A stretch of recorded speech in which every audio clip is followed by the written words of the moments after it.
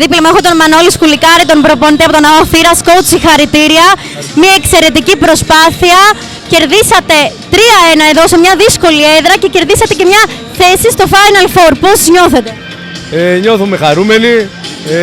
Νομίζω δίκαια πηγαίνουμε στο Final Four. Παίξαμε πολύ καλό βόλεϊ.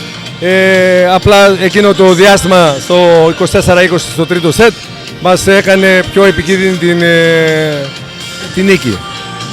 Υπήρχε περίπτωση να χάσουμε κιόλας. Όπως το ίδιο έγινε με τους Ζαών. Ήταν ένα πολύ ωραίο παιχνίδι για γερά νεύρα. Πήγανε όλα τα σετ 25-23.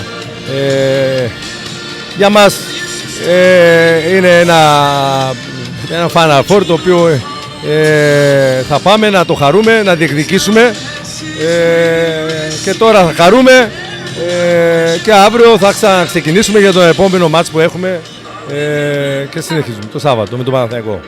Ευχαριστούμε πάρα πολύ, εύχομαι καλή συνέχεια. Ήθελα να το χαρίσουμε το Final Four τη νίκη πρώτο στα κορίτσια τα συγχαρητήρια, στο νησί, στη διοίκηση που μου οχθεί για αυτή την ομάδα και στην οικογένειά μου.